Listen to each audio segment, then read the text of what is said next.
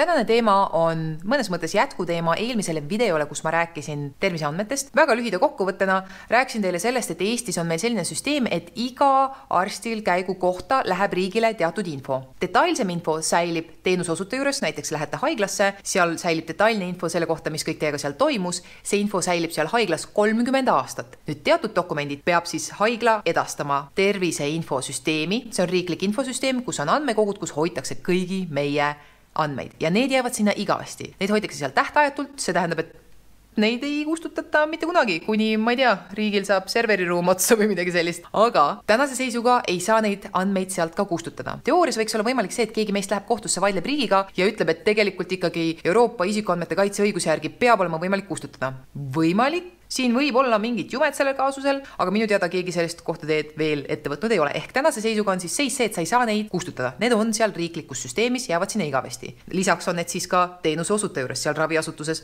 kus te arsti juures käisite. Nüüd selle riikliku süsteemiga see väike kontroll, mida te evida saate, toimub andmete sulgemise kaudu. Eelmises videos ma näitasin seda, kuidas andmete sulgemine toimub. Hästi lühida meeldetuletusena, kuna jällegi see on täiesti ajuvabalt lahendatud, lihtsalt nii kasutajavaenulikult, et see lahendus ei ole intuitiivne. Vanas süsteemis oli suur roheline kast või punane, vist oli roheline kast vist, et sulge arstile, väga selge. Siis praeguses süsteemis on see niimoodi, et kui lähed sinna terviseportaali lehele, terviseportaal.ee, logid sisse, võtad see näiteks lahti esimese dokumendi, mis siin tervise ajaloo ajajoonel avaneb. Minul oli siis puukentsefaliidi vastu vaktsiini tegemise näide. Klikad vaata peale ja siin on siis all selline lahter, millel on nimetus üldine, selle juures näita rohkem, kliki näita rohkem. Siis seal on selline koht, kus on kirjas volitused ja seal on kirjas nähtav arstile ja esindajale ja siis seal saad seda muuta. Nüüd eelmises videos ma jagasin teiega isiklikku kogemust, et mina enda arvates sulgesin ühe sellise dokumendi, läksin siis sama valdkonna teise spetsialisti juurde, et teisest arvamust saada ja just arutasime temaga, et et mul on siin see eelmine asi praegu kinni, sest see oli hästi nõmedalt täidetud ja ma teen sulle selle lahti.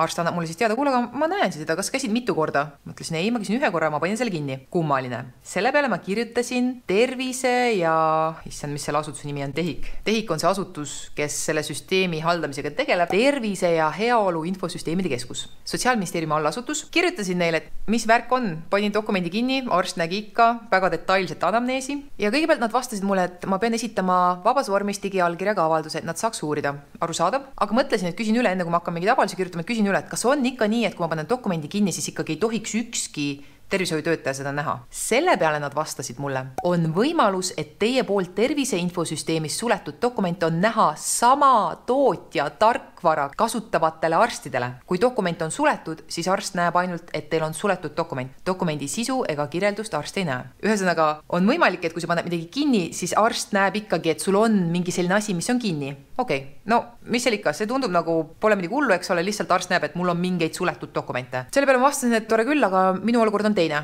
Ma küsisin arstilt e-kirja teile üle, et mida sa ikka nägid seal ja ta ütles, et ta nägi anamneesi. Ja anamnees minu juhtumi puhul, nagu eelmises videos selgitasin, siis psühhiaater kirjutas mu anamneesi detailse jutu minu elu kohta, mida me arutasime. Väga detailseid asju. Kirjutasin siis avalduse TEHIKule, panin digiallkirja alla, ütlesin, palun uurige, mis värk on. Ja nüüd tuli välja, et jah, teil on kinni dokument, mille nimi on siis ambulatoorne epikriis, ehk see, et käisin siis seal arsti juures. See dokument on suletud. Mis mul ei olnud suletud eraldi, oli saatekiri.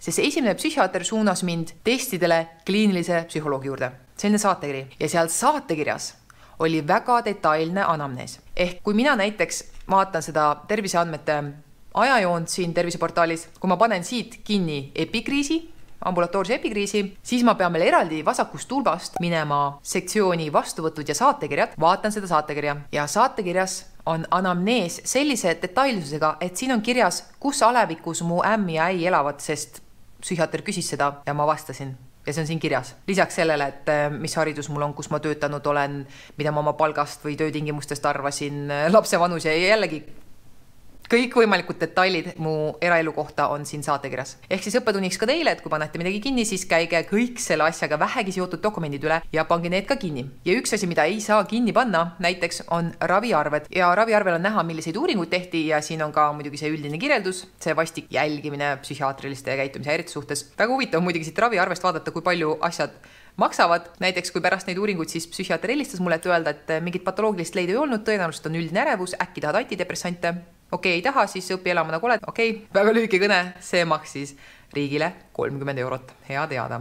Nüüd veel üks huvitav asi on see, et tegelikult lisaks sellele, et neid üksikuid dokumente kinni panna, on võimalik ka kõik sulgeda. Kui minna terviseportaalis vasakul tulbas valida all valik minu seaded, siis siin on selline üldise nimetusega sektsioon ligipääs terviseandmetele ja siin on võimalik sulgeda kõiki andmeid esiteks häirekeskusele, see ei tundu väga mõistlik variant, siis teiseks Kaitseministeeriumi asutuse arstidele. Mina olen seal lihtsalt sellepärast kinni pannud, et kuna ma olen naine ja Eesti praeguse süsteemi järgi mul sinna kohustuslikus korras sõjaväkke asja pole, siis lihtsalt pole neil seda ligipääsu vaja, igaks juhuks panin kinni, ma ei tea. Siis on siin valik, et sulgeda andmed Euroopa Liidu tervishoiutöötajate suhtes, ehk siis kui piiriüleselt lähete kuskile. Ja viimane valik on, et sulgedagi kõik oma terviseandmed tervishoiutöötajatele terviklikult. Muidugi see ei tundu üldiselt hea mõte. Siin on suurim risk see, et lähete arsti juurde ja teil on siin kuskil mingi oluline info kirjas, mida on vaja teie ravist teada, mida te võib-olla sel hetkel ise ei saa jagada ja siis nad ei saa ligi. Ja selle kohta on siin ka hoiatused. Isegi kui ma suuliselt helistasin ükskord TEHIK-u abiliini, et küsida siis selle sulgemise kohta, siis ka suuliselt rõhutati mulle, et kas te olete ikka kindel, et tahate kinni panna, et see võib ohustada tervishoiuteenuse kvaliteeti. Siis sellega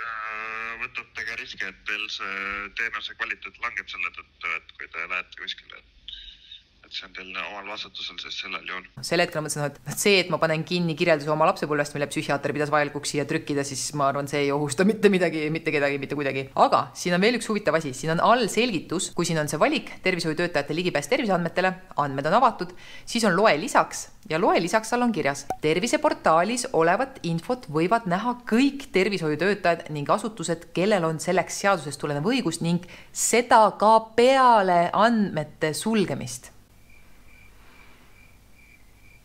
Ma ei saa aru, mida see tähendab. Kõik tervishoiutöötajad ja asutused, kellel on seadusest tulenev õigus, võivad neid näha ka pärast andmete sulgemist. Ja kui te küsite mult, mida see tähendab, millal on kellelgi õigus neid andmeid näha, kui sa oled need sulgenud? Ma ei tea. Ma ausalt ei tea, mis olukorras siis ikkagi sõidab mingi seaduse sätte üle sellest, et sa panid need asjad endal kinni siin. Ma ei tea, aga see on väga huvitav. Ja muidugi teise lausena on siin see sama vana hea hoiatus, et sul on võimalik kogu oma terviseinfo sulgeda, aga palun arvesta, et peitmisega võtad endale vastutuse võimaliku ravi kvaliteedi halvenemise eest. Vot siis teile huvitavat teadmist. Printsiibis nagu justkui on meil kontrollimehhanism olemas või mingi viis evida kontrolli selle üle, mis meie andmetest seal terviseinfosüsteemis saab. Aga kui tegelikult süveneda, siis esiteks, kui panete midagi kinni mingi konkreetse asjaga, siis vaadake kõik dokumendid üle, sealhulgas igasugused saatekirjad. Ma ei tea, kas siin saatekirjade vastused või mis siin kõik eraldi on. Minu juhtumil oli just saatekiri see, mis sisaldas väga-väga detailset infot. Pidin selle kinni panema. Või mitte ei pidanud, aga see tundub lihtsalt nii neetult ebavajalik, mis seal sellise detailsusastmega kirjas on. Teine asi on see, et raviarveid ei saa sulgeda, neid ei saa nähtamatuks muuta. Ma ei ole kindel, kes ja mis olukorras nendele siin ligi saab või kellel on asja neid vaadata. Ja kolmandaks, kuigi sa võid ka sulgeda printsiibis kõik oma terviseandmed, siis mingil juhtudel ikka võivad kõik tervishoiutöötajad ja asutused näha, kui neil on selleks seadusest tulenev õigus. Ja vot sellest viimasest asjast ma ei saa aru. Ja ma võiks praegu saata veel ühe e-kirja TEHIK-ule, aga mulle selleks korraks sellest teemast aitab. Ma tõmban nüüd selle terviseandmete teemale selleks korraks joone alla või mõneks ajaks vähemalt, aga minu poolt selleks korraks terviseandmete osas kõik. Aitäh vaatamast ja järgmise korrani!